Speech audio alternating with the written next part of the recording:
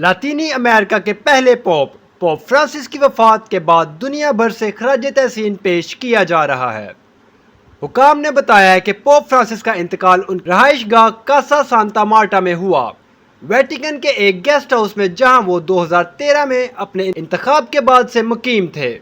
Vatican نے کہا 88 سالہ پوپ فرانسس کی موت فالج اور دل کا دورہ پڑنے سے ہوئی۔ پوپ فرانسس کو آخری بار اتوار کو دیکھا گیا تھا، جب انہوں نے سینٹ پیٹرز کی بیلکنی سے روایتی ایسٹر کی برکت دی تھی۔ ان کی موت اب کیتھولک چرچ کے مستقبل کی سمت کے بارے میں ایک بحث کا آغاز کرے گی، جس میں کارڈینلز جلد ہی روم میں اپنے جانشین کا انتخاب کرنے کے لیے جمع ہونے کی توقع رکھتے ہیں۔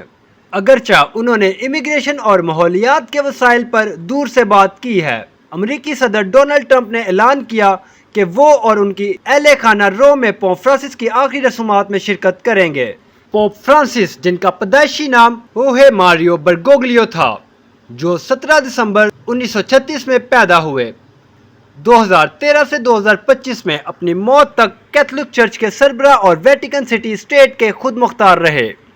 وہ سوسائٹی آف جیزس کے پہلے پوپ تھے، جو جنوبی امریکہ کے پہلے پوپ تھے۔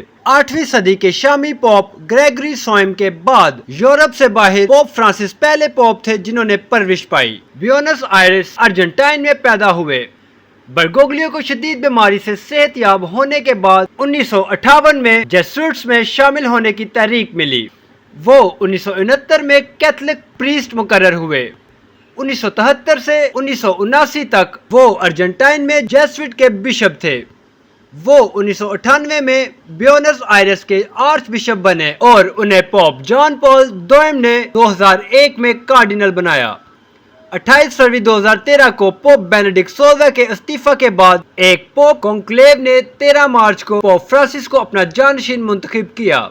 انہوں نے پوپ فرانسس کو سینٹ فرانسس آف اسیسی کے اعزاز میں اپنے پوپل نام کے طور پر منتخب کیا۔ اپنی پوری عوامی زندگی میں پوپ فرانسس کو اپنی عاجزی، خدا کی رحمت پر زور، پوپ کے طور پر بین الاقوامی سطح پر ماریت، غریبوں کے لیے فکر مندی اور بین المذاہب مکالمے کے عزم کے لیے جانا جاتا تھا۔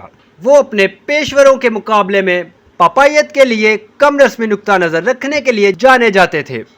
پوپ فرانسس کا 88 سال کی عمر میں 21 اپریل 2025 کی صبح ایسٹر پیر کو فالج اور اس کے نتیجے میں دل کا دورہ پڑنے کے بعد انتقال ہو گیا۔